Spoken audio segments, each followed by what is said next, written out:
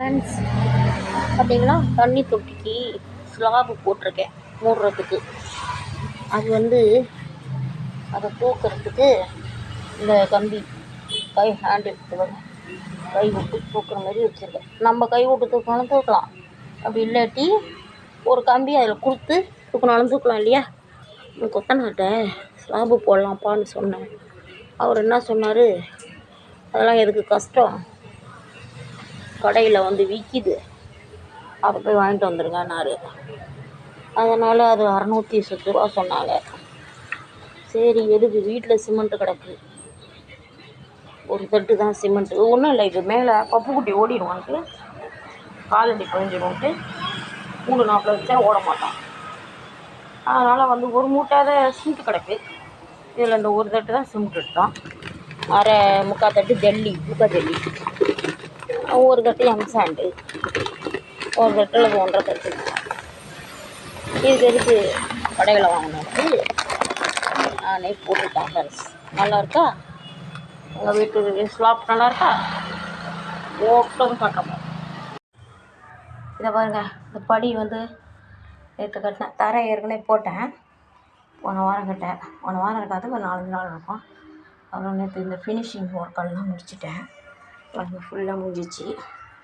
இது இந்த சொச்சமாக இருக்குது, குண்டாக இருக்குது, இதில் இருந்து அது ஃபுல்லாக நேற்று போட்டேன் ஃப்ரெண்ட்ஸ்.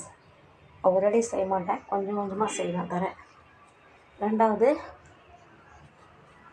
இது இன்றைக்கி போட்டேன். இது தண்ணி டேங்கு கீழே இருக்குது, நகராட்சி பைப்பு தண்ணியை சேமிக்கிறதுக்கு பெரிய டேங்க் இருக்குது. இந்த ஸ்லாப் என்னால் இப்போ தூக்க முடியாது. இந்த ஸ்லாப் இப்போ நீங்கள் முன்னாடி பார்த்தீங்க பாருங்கள் வீடியோ, தண்ணி தொட்டி ஸ்லாப்னு சொல்லிட்டு, அந்த ஸ்லாப் தான் இது. அது மேலே அது மண் தட்டு இருக்குது, அதை பாருங்கள். இது ஒரு பழைய பூட்டு, அந்த பூட்டோட இது பாருங்க. கை விடலாம், நல்லா அழகாக கை விட்டு தூக்கலாம். அதை அப்படி கை விடனா இப்போ இதில் ஒரு கம்பியும் இதில் ஒரு கம்பியும் போட்டு ஸ்லாப்பை தூக்கலாம். அதனால் அந்த இடம் கேப் போட்டிருக்கேன், ஸ்லாப் தூக்கிறதுக்கு நவுத்திட்டு தூக்கலான்றதுக்காக சௌகரியமாக. தரம் மட்டம் இடிக்காமல் பாருங்கள், ஸ்லாப் மட்டத்துக்கு அதெல்லாம் ஸ்லாப்பை போட்டுட்டு தரையை போட்டிருக்கேன். ரெடிமேட்லேயே தரையை போட்டோம்னா அந்த மொத்தத்துக்கு நம்ம ஸ்லாப் போட வேண்டி வரும். ஸ்லாப் ரொம்ப மெலிசாக ஏற்ற வேணாம் தண்ணி தொட்டி மேலேன்னு சொல்லிட்டு ஒரு திட்டமாக போட்டிருக்கேன். இது தரை இன்றைக்கி போட்டிருக்கேன் ஃப்ரெண்ட்ஸ். ஈரம் தெரியுதா, இன்றைக்கி போட்டது. இந்த காவா வச்சு இந்த படி அருகப்படி கதவுக்கு கட்டி பாம்புக்கு பூல போயிடணும் கட்டிட்டு போட்டிருக்கேன் ஃப்ரெண்ட்ஸ். சிமெண்ட்டில் கை வச்சது சிமெண்ட் ஊற்றுக்கல. இதெல்லாம் இன்றைக்கி போட்டேன், முடிச்சிட்டேன்.